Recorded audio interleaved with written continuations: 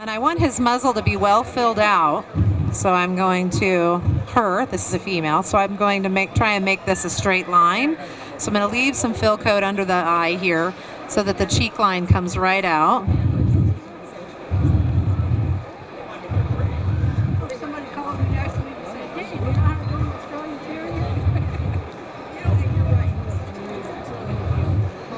And I don't need a whole lot of coat underneath the chin down here. So I'm going to do some of the raking with the Andis de-shedding tool here first.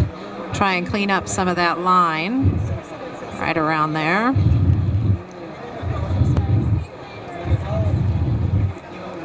And in front of the ear some.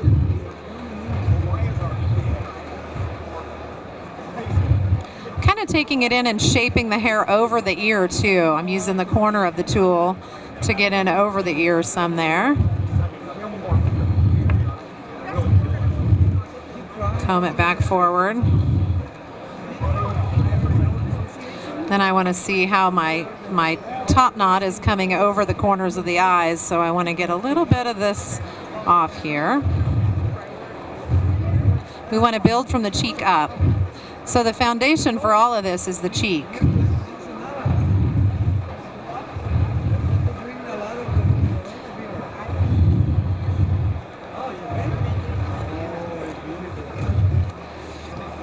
This part on the top of the nose for this breed, this bald black area, is correct. The breed standard does call for them to have this dark hairless area. A lot of times we don't want that in a dog, but that's actually part of this breed standard.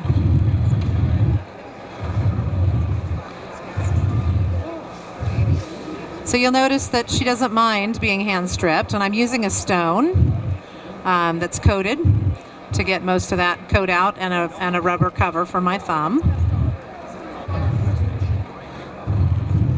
As far as hand strips go, their hair really does come out fairly easily as opposed to some of the other breeds. It's not a very... There certainly are breeds that are that's hair comes out much harder.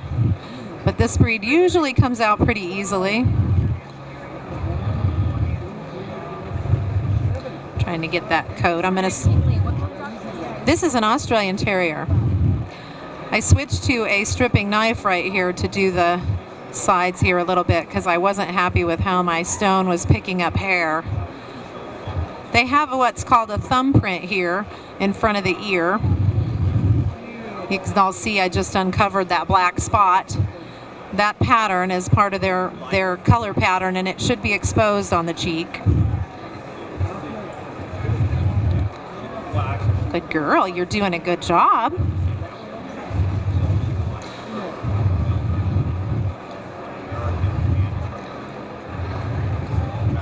So we should start to have a little bit of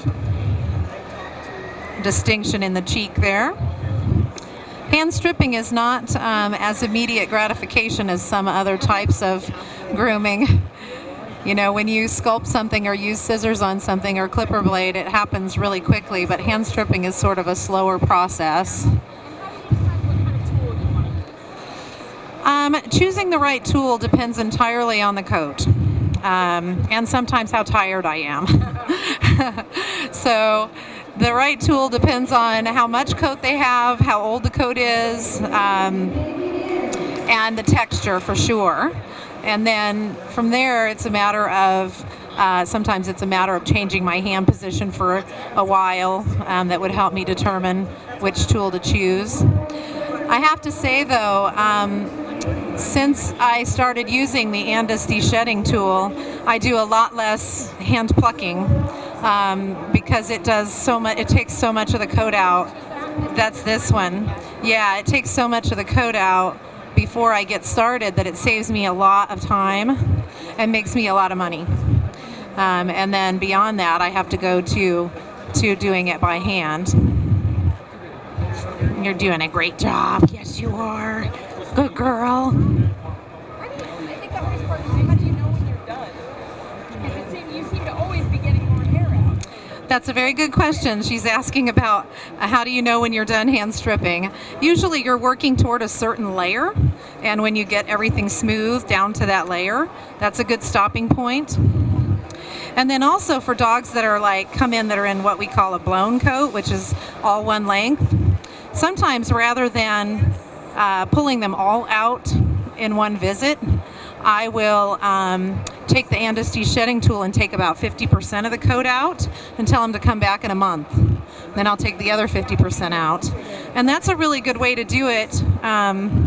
Not only does it get you a repeat customer, but it also makes it so that you don't have to take all the hair out of the dog in one day. I find that to be very useful. And then on this dog, the owner has asked that we do something a little more low maintenance for her because she's doing a lot of the hand stripping herself. So I'm actually going to use the de-shedding tool on her body and then use a snap-on comb to take some more length off. And by doing that, we'll keep a little bit more of the texture in the coat and good color. Some breeds really lose their color if they're not getting some of the coat pulled out on a regular basis. You look better already. Yes, you do. You look better already. So I'm just pulling some with my fingers now too. It doesn't really matter what you use to get that out. And then I want to start to work on how to get her bib in the right place here. It's okay, honey. Good girl. So this piece then comes all the way out and around on both sides and frames her face. She doesn't really need anything off of this today because from our profile, good girl, we want to keep some of this bib in place, but we're going to start to take some of this coat off to show her front angulation and give her more neck, and it'll actually make this more pronounced as we move along. So I'm going to go back to my de-shedding tool and come in behind that piece now. And I can actually put lines on the dog with the edge of the tool. So I can actually use it to shape quite a bit, because you notice that I only pulled hair out of one end of the tool because I'm actually drawing the line on the dog with the edge of the tool. And I can bring it right down over the shoulder here and pull this all back and start to put my pattern on the dog.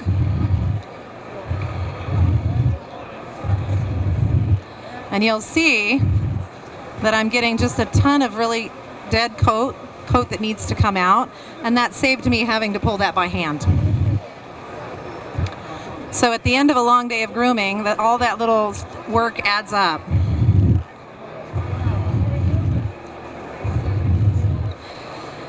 They have a pattern that's very much like a sporting dog, like an Irish setter or an English setter. And so just like Irish setter has the front of the front leg clean and the thigh clean, it's the same, and the skirt is the same. So it's very similar to setter trim or an English cocker trim in terms of where you would put your lines.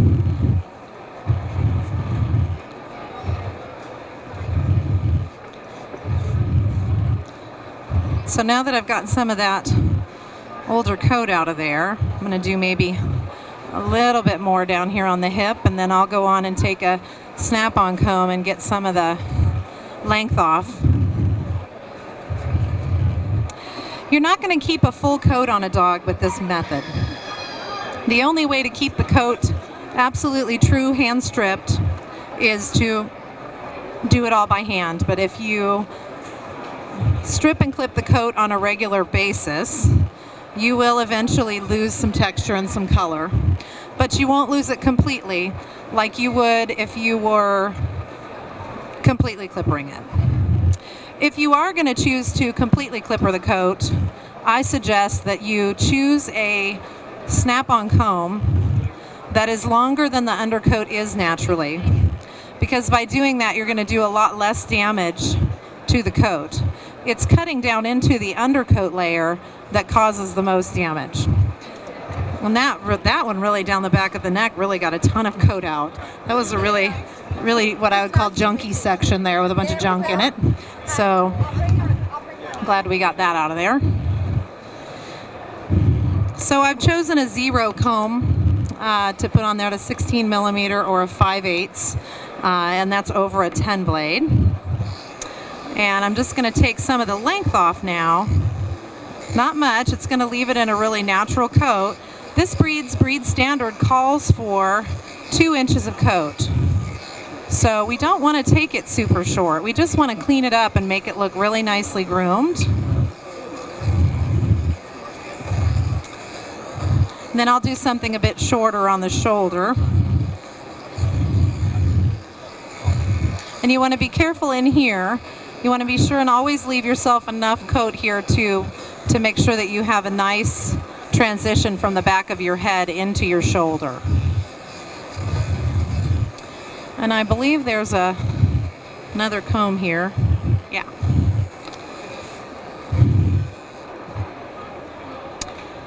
So what do I have here? This is a 2. This is pretty short. But this would be really nice for tightening up the shoulder and the front of the leg. And getting some of this coat off. Tucking in the elbow a little bit right there. And really accentuating that headpiece.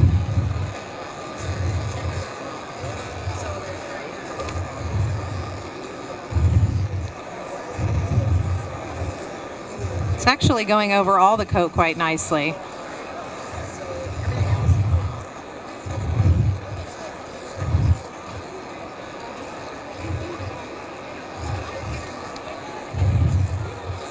Will you hand me that green scissor case? So you can see how we're going to keep good texture and color in this coat, but still be able to take some coat off with the scissors. Yeah, no, it's not there actually, so I need the thinning shear. Yeah, it should be sitting there. It's just there somewhere. I want to show you our new thinning shear. I'm really excited about it. I think that actually worked really well. That was a 2 comb, so I started with a 0 and I didn't like it. So I went into the 2, which I think is a much better choice for this particular cut. I'm going to go right up the back of the tail because we want to be sure and get that nice and clean. Yeah, these are the ones I want. These are perfect. I really love these. This is Andis's new thinning shear. And it really leaves the coat looking quite natural.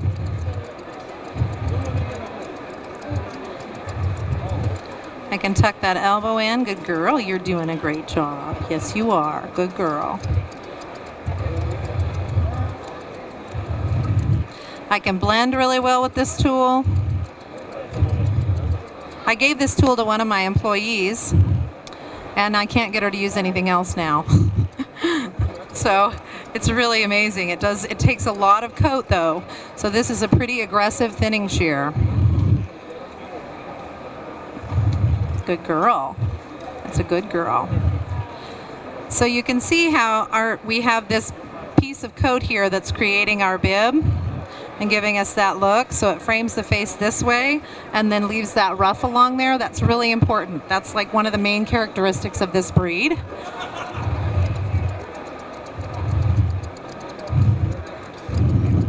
You can see how between using the de-shedding tool, using the snap-on comb, which I ended up doing a 2 over the whole thing, and using the thinning shear, it looks hand-stripped, even though it's been worked quite a bit. It's going to keep good texture and color.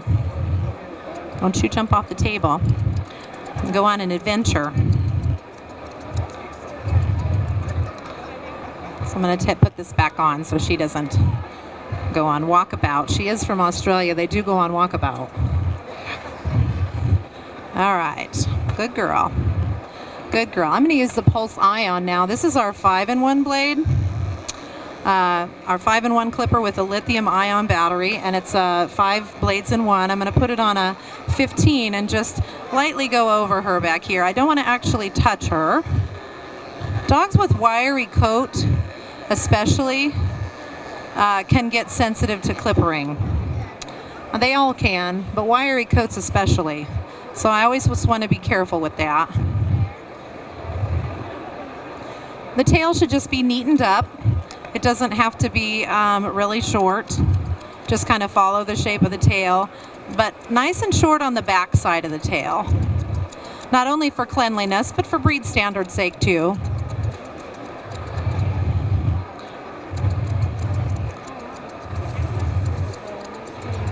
She's really being good. Her name is Linguini, which seems quite Italian for an Australian dog, doesn't it? She's being a good girl. But you can see how much coat that thinner takes. It really does take quite a bit. It's a nice tool though, especially when you're in a hurry, right? Because we all want it to look natural, but we don't want to do all of the strokes it takes to do it with a thinning shear. So it's a nice way to get it done in a hurry. Good girl. You're being a good girl. Just going to blend this a little bit right along here. Then we've got a lot of coat on this back leg too. So I'm just going to mainly do that with the Andis thinner as well. Kind of blend the knee off. You know what? I think I will rake it just a little bit too to get some of this extra light blonde hair out of here. Again, this is the de-shedding tool. Kind of clean that up. So we're bringing our pattern down to show this muscle. And then underneath this muscle, we'll start to leave a little bit of a skirt. Little bit of furnishing on the back leg. Again, it's the exact same as a setter or an English cocker.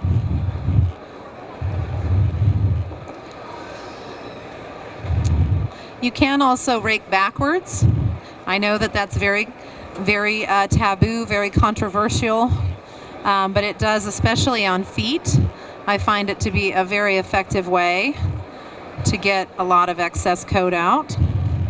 Come around over here on this side.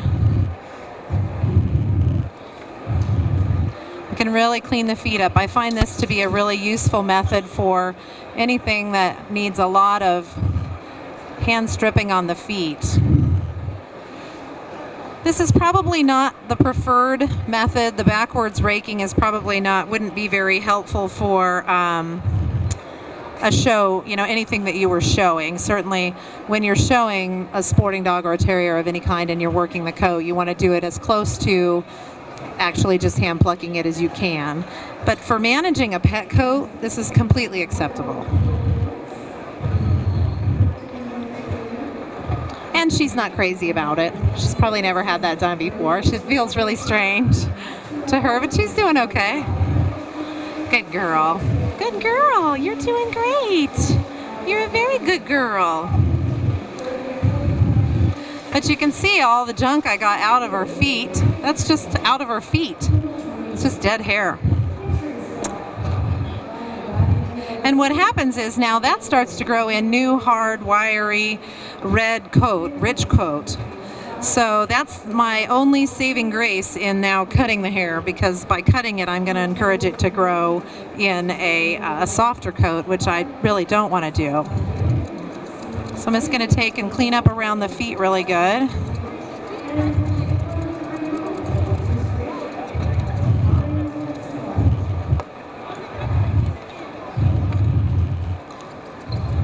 Good girl.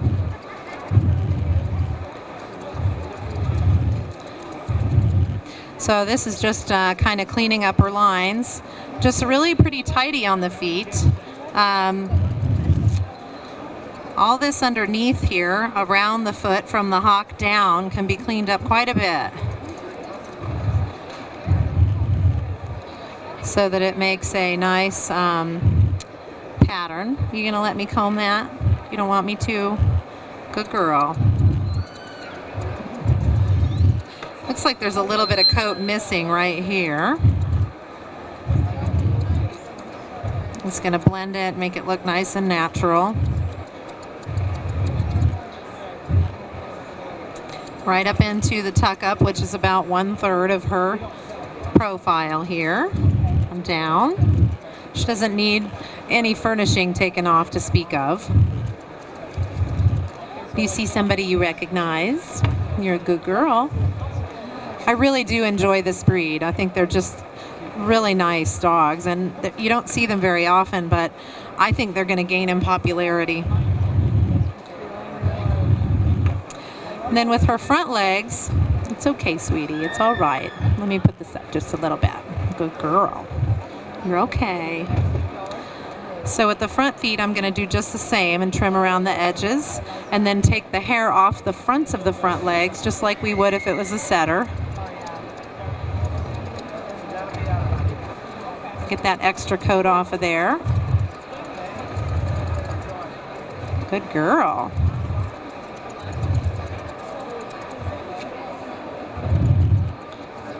Pick up her other foot so she'll let me work with this one. She's really jumpy about her front legs. You're funny. You're a funny girl.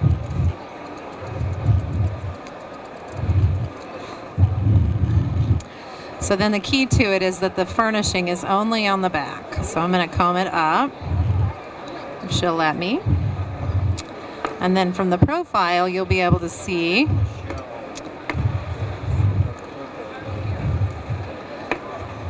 from the profile, I'm going to take all this junk off the front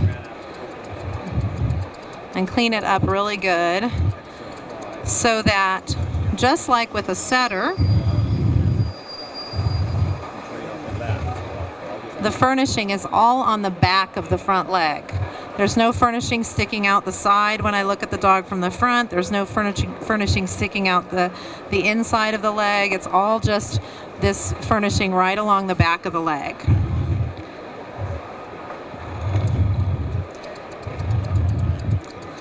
Now I'm just kind of knocking off some of these tips along here to give it more of an appearance that it's been hand stripped, even though it hasn't.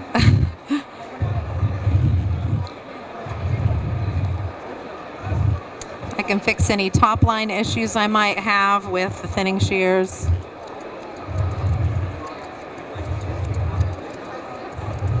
This truly is an easy breed to hand strip completely. So it is a breed it would be a great dog to learn hand stripping on, because they do have an fairly easy to strip kind of coat. It's almost easier to hand strip them than it is to try and clipper them. I'm going to take a little bit of cholesterol here and do some styling on the headpiece. This is just a styling aid, because they are supposed to have kind of an updo. It's supposed to look a little wind blown, kind of like that. It's really good. Yeah, that's good. So I'm gonna loop her around her front leg now. It's okay, honey. And I'm just finger plucking out some hair there. More cholesterol.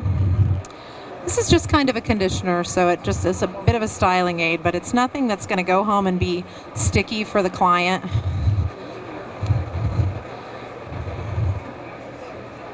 I see here that I've got a little bit too much coat right in the back of the head here. I'm going to take out.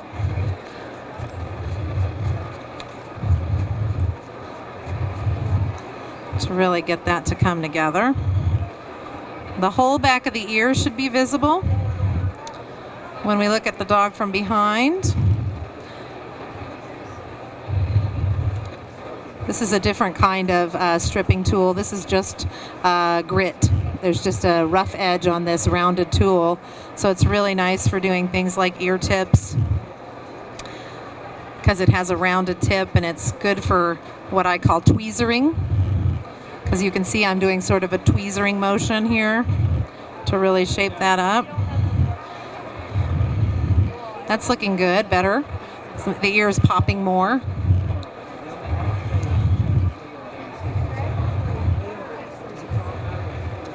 Do the other ear. I'm holding her ear at the base so that I'm not pulling her skin up each time I do a plucking.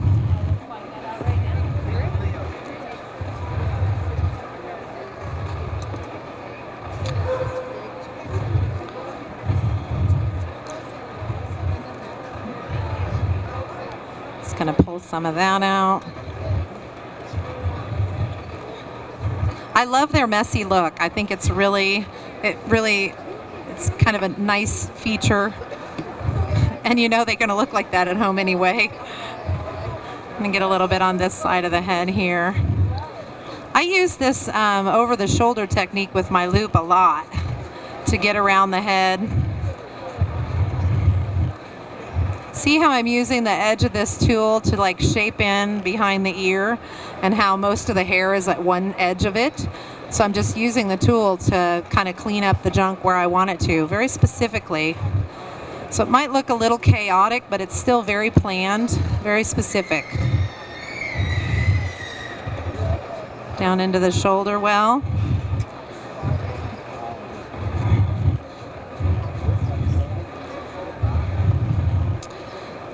So you can see this is the side I haven't really touched, and you can see all of this coat is just really kind of crazy compared to shaping it up a lot with the thinners and giving it a little bit of a pattern. Keep in mind that your pattern along the side isn't a distinct line. It should be very layered in, so you can see when I comb that forward, there's like layers in that. That's really important. Nothing that's truly hand stripped is going to have a definite line. They're always going to have a nice blending to them.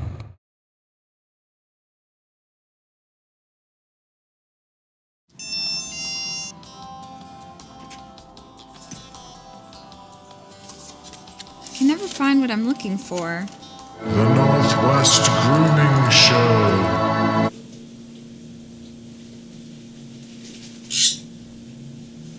What?